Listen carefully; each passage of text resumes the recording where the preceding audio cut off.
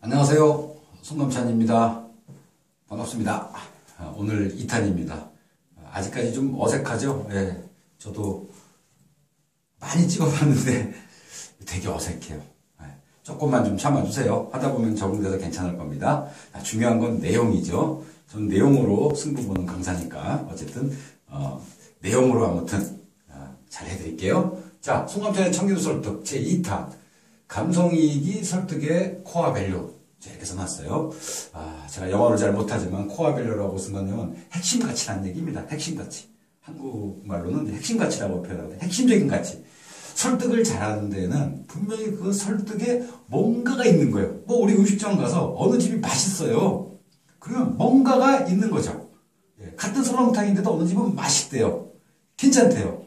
그럼 뭔가가 다른 거죠. 그 뭔가가 바로 코어 밸류예요. 설득을 잘하는 데에는 그 코어 밸류가 반드시 있습니다. 제가 그 결론을 먼저 깐 거예요. 감성이익입니다.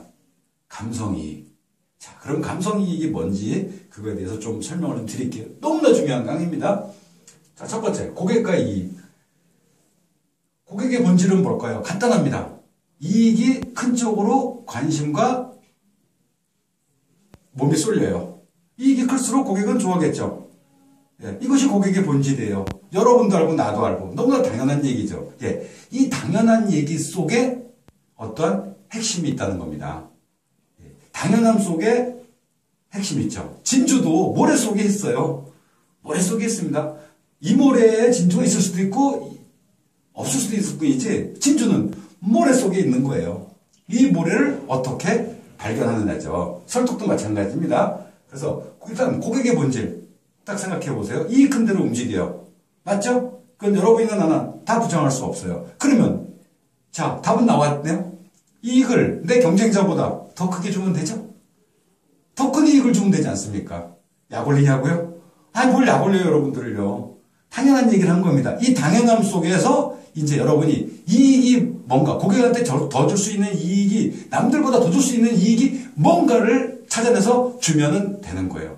그것이 결론 따지면 감성이익이라고 하는 거예요. 자, 그러면 이익의 종류를 좀 보자고요.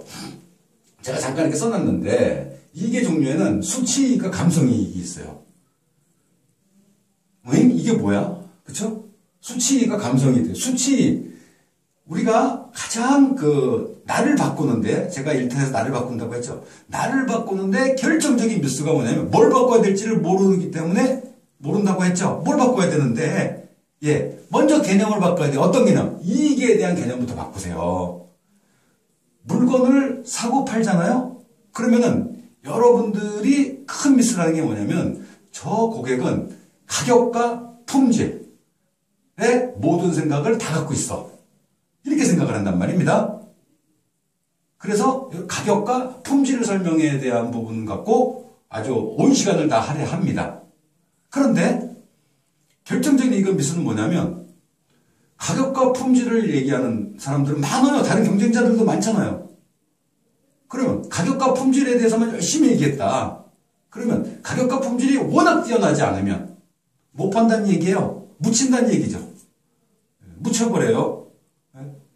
그런데 여러분들이 판매하고 계시는 상품이 가격과 품질에서 월등합니까? 그건 아니에요. 가격이 높으면 그래서 품질이 좋다. 그러면 가격과 이 반비례잖아요, 품질은. 가격이 낮아요. 근데 품질은 월등히 좋아요. 이런 게 어디 있습니까? 가격은 되게 높은데 품질이 월등히 낮아요. 무슨 사기 제품입니까? 이런 거 없어요. 그래서 고객은 어떠한 것을 객관적으로 딱 잣대로 이것이 가장 좋아. 이거 되게 어려워요. 그래서 누군가 만나서 신뢰를 주는 사람한테 사게끔 돼 있어요. 가격과 품질은 생각보다 이렇게 단순하게 판단 내리기가 대단히 어려운 항목입니다. 그래서 우리가 수치이익하고 감성이익. 그래서 우리가 수치이익에다만 되게 생각들을 많이 해요. 자, 그래서 고객한테 그런 설명을 해줬을 때 고객은 이 수치이익을 여러분이 알고 있는 수치이익에 대한 걸 해볼게요. 이거는 일단 기대이익이에요. 기대이익. 기대이익이라는 건 뭐냐면 이미 알고 있는, 즉 그리고 어느 정도 내가 생각하고 있는 예견된 이익이라고 하죠. 즉 내가 어디를 가, 그러면 무슨 물건을 사러 갔어. 그러면 얼마 정도에서 얼마, 이런 부분들. 있단 말이에요. 그리고 이 고객들은 지금 현대 사회는 그 정보 포화 시대라고 합니다. 고객들이 막강한 정보로 무장을 하고 있어요. 그래서 웬만큼 다 가름합니다. 요즘처럼 인터넷에 들어가 보면 정확히는 몰라도 웬만큼 다 알아낼 수 있어요. 아시잖아요. 어떤 고객이 우리보다 더 알아요. 예. 그렇게 정보로 막강한 정보력으로 무장하고 있는 사람들이기 때문에 이 사람들은 이미 내가 요 정도 가격을 해서 살 거야. 이런 생각들을 다 갖고 옵니다. 그래서 이미 기대 이익이에요. 그리고 그러니까 가격에 대한 부분이기 때문에 반드시 이분들은 비교를 합니다. 경쟁업체들 많잖아요. 한 제품 갖고만 그 회사 거 아니면 못 사는 거 아니잖아요. 다른 회사들 있어요. 비교해요. 그리고 분석해요. 그래서 이해를 합니다. 이 바탕에는, 요거의 바탕에는 뭡니까? 냉철한 이성을 갖고 있는 거죠. 냉철해야 돼요. 기분이 이렇게 붕 뜨거나 막 세일즈맨을 도와주려고 하는 마음 가지면 안 된단 말이에요. 이게 수치이익의 특징이에요. 그리고 설령 힘들게 샀어요. 판매를 했어요. 근데 번복 가능성이라고 하죠. 나중에 다른 데 알아보니까 더 좋은 게 있어. 그럼 반품하거나 보험으로 따지면 철회하거나 계약 취소하거나 이런 것들이 가능성이 높아요. 왜? 냉철하니까 이렇게 된단 말입니다. 더 많은데 일단 대표적인 거 쓰는 겁니다. 감성이익은 뭐냐면 비기대이익이에요. 본인이 고객이 생각지도 않았던 이익이에요. 그러니까 어떻게 설명하는 걸까요? 그러니까 예를 들어서 뭐 물건을 사고 갔는데 가는데 고객이 저 정도 내가 가고 있는데 불러요. 종업원이 그러면서 이거 좀 더 드릴게요 하고 줬어요. 전혀 예상치 않았던 거죠. 그러면 여러분들 기분 어때요? 뿅 가죠? 네. 예상치 못했던 이익이에요. 이 감성이익은 그런 이익이에요. 감성이익이 뭔데? 좀 이따 말씀드릴게요. 그리고 이 감성이익은 상품끼리의 비교가 아니라 세일즈맨끼리의 비교를 해요. 저 판매자는 나한테 이런 감성이익을 못 줬는데 이 사람은 줘. 근데 감성이익은 결과가 되게 흐뭇해요. 흐뭇합니다. 그리고 만족과 감동이 뒤따라올 수 있어요. 수치이익은 머리로 느끼는 이익이고요. 감성이익은 가슴으로 느끼는 이익이에요. 그러니까 가슴으로 느끼는데 이익이 있냐? 이게 오히려 이거보다 더 어마어마해요. 저는 영업을 하면서 그 점을 깨달은 거예요. 그래서 고객들한테 감성이익을 많이 제가 줬더니 고객이 저를 만족하고 감동하셨죠. 그러니까 저에게 새로운 단골이 돼주고 새로운 고객을 많이 소개해 주셨어요. 그리고 다른 사람들과 비교해봐도 내가 최고래요. 네. 이것은 제가 어떻게 이쪽의 상황 갖고선 해볼 수가 없는 거예요. 제가 판매하는 상품이 대한민국에서 가장 저렴하면서 품질 좋은 상품이었습니까? 그거 아니거든요. 다 대동소이해요. 다 대동소이합니다. 네. 그럼에도 불구하고 판매는 월등히 많았어요. 그 핵심은 감성이익이에요. 그리고 이렇게 판매된 상품은 번복 가능성이 거의 없어요. 거의 없습니다. 예. 여러분들 판매도 어렵지만 판매한 게 예를 들어서 무효가 돼봐요. 아유, 그거 속상하죠? 그동안 노력했던 게 다 꽝이 되잖아요. 그리고 또 반품도 처리까지 해줘야 되잖아요. 아주 속상합니다. 이 가능성이 뚝 떨어집니다. 그래서 이 감성이익은 여러분들이 처음 듣는 단어지만 세일즈라는 사람, 고객을 설득하는 사람들 입장에서는 이게 아주 핵심 중에 핵심이죠. 이건 다 알고 있는 거예요. 다 알고 있는 거. 다 알고 있는 거를 얘기하면서 계약은 나한테 해라. 판매는 나한테 하십시오. 이거는 욕심이에요. 욕심입니다. 이것은 욕심이에요. 왜?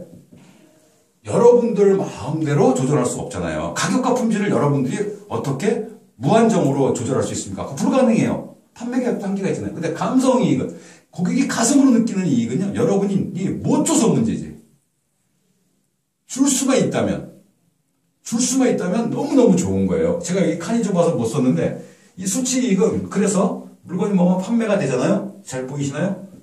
윈 루즈 게임이라고 하죠. 윈 루즈는 뭐냐면 고객이 가격을 많이 깎을수록 판매자는 그만큼 손해가 되고요. 고객이 가격을 비싸게 살수록 판매자는 이익이 돼요. 윈 루즈 게임이 돼요. 윈 루즈 게임이라고 하죠. 그래서 수치이익은 고객이 냉철해야 돼요. 그래야 자기가 많은 걸 얻어요. 네. 그런데 감성이익은 윈윈 게임이에요. 윈윈 게임이라는 건 뭐냐면 이 이익은 고객이 많이 느낄수록 판매자도 그만큼 유리해져요. 거꾸로 얘기하면 판매자가 많이 감성이익을 줄수록 판매자도 좋고 고객도 좋다는 얘기예요. 이게 중요하지 않다는 얘기가 아닙니다. 이거에다가 플러스 이걸 주시라는 얘기예요. 이거에다가 플러스 이거. 그래서 이런 말이 있죠. 이성유의 감성이 있다. 이런 말이 있어요. 이성유의 감성이 있다. 사람은요, 머리는요, 비교 분석과 이해예요. 근데 이거를 막 하다가도 여기서 물컥, 사. 이거를 정하는 건 이거보다도 이게 더 빨라요. 그리고 이게 더 오래 갑니다. 결정에 대한 번복이 거의 없어요. 자, 그래서 감성이익의 사례들을 간단하게 얘기 들어볼게요. 감성이익의 사례들은요, 참 많아요. 어떤 동정심에 의한 감성이익도 있고요. 가령, 예를 들어서, 우리가 ARS로 불우유토끼를 한다든가, 아니면 지나가다가 불쌍한 분이 있으면 돈을 좀 낸다든가, 이렇게 식당에 앉아있으면 이렇게 나이 드신 할머니들이 껌이나 이런 거를 이렇게 팔러 오잖아요. 그러면 그거 원가에 몇 배 되는 거를 산단 말이에요. 수치적인 이익 입장에서 보면, 이성적인 거에선 냉철 관점에서 보면 말도 안 되는 얘기죠. 그런데 왜 그걸 합니까? 손해인 줄 뻔히 알면서. 얘가 이해 못하는 이것 때문에 그러는 거예요. 여러분이 마음속에서 느끼는 흐뭇함. 이것도 이익이에요. 사례는 너무나 많아요. 자, 우리가 영화를 보러 가요. 자, 영화 보러 가면 시간 쓰죠? 돈 써요. 그런데 그거 왜 보죠? 왜 보냐고요. 머리로 무슨 이익을 얻게 하는 게 아닙니다. 가슴으로 얻는 이익이에요. 저 영화를 봄으로써 내가 느끼는 이 풍부한 감성, 그리고 흐뭇함, 감동, 눈물, 이것은 비즈니스 따지면 하나의 이익인 거예요. 이걸 비즈니스로 분석을 해줄 줄 알아야 되는 거예요. 그리고 가수가 노래를 해요. 노래를 하면 감동이에요. 신나게 댄스 가수 나왔다고 오케이 댄스 쳐. 그러다가 이렇게 발라드 가서 심수문이 나와서 탁 노래 부르고 하면 눈물 착 나고 나가수다 눈물 쫙 흘리고. 네. 거기까지 가서 그렇다 돈이 나옵니까? 뭐가 나옵니까? 얘는 이해가 안 돼요. 근데 가슴으로 느끼는 만족 그 자체가 이익이라는 얘기예요. 가슴으로 느끼는 감동, 그것도 아주 큰 이익이에요. 이것이 비즈니스와 전환만 시켜줄 수 있으면 여러분이. 그렇게 됩니다. 그래서 감성이익의 사례들은 우리 일생에 너무 많아요. 드라마 보시는 거. 드라마 왜 봅니까? 드라마 이렇게 보면, 런닝맨, 삼시세끼, 요즘 그거 많더라고. 정글의 법칙. 돈이 나와요? 뭐가 나와요? 이걸로 보는 게 아니에요. 이걸로 봐요. 어쨌든 자기 가슴에 있는 각자만의 만족. 이 만족이 비즈니스 따지면 이익이란 얘기예요. 그래서 감성이익을 많이 줘야 된답니다. 이게 청기누설입니다. 이게 청기누설이에요.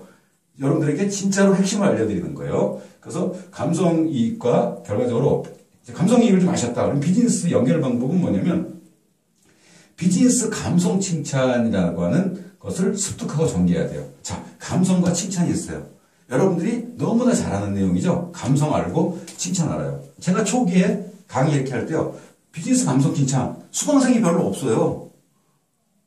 기가 막힌 거죠. 왜 없나 했더니 감성하고 칭찬 다 하는 거래요. 미쳐버리겠더라고요.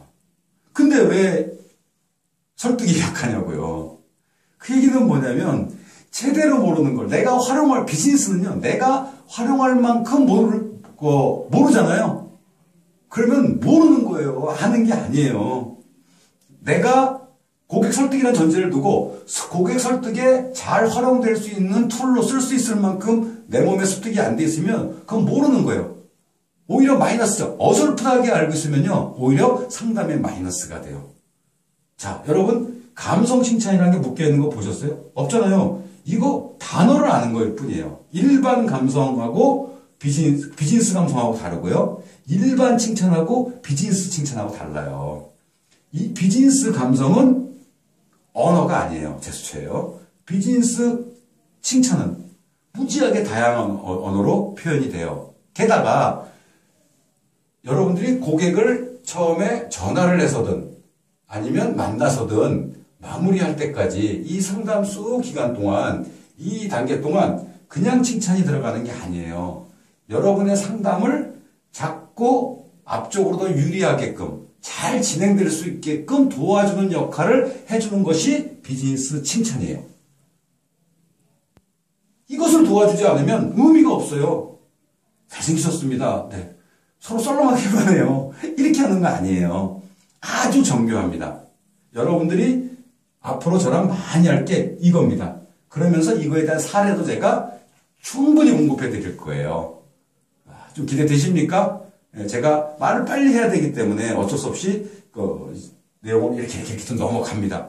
양해해 주시고 작고 세분화해서 설명을 드릴게요. 자, 그래서 제가 이것을 한 서너 번 보시라는 얘기예요. 한 번 보셔갖고는 안 돼요. 자, 인생을 바꾸고 싶으세요? 그런데 서너 번 보는 게 대수입니까? 예, 저는 이 강의 하려고 몇 시간을 준비했는데요. 그렇죠? 예, 여러분 한 세 번만 보세요. 믿습니다. 오케이, 강의 마칠게요.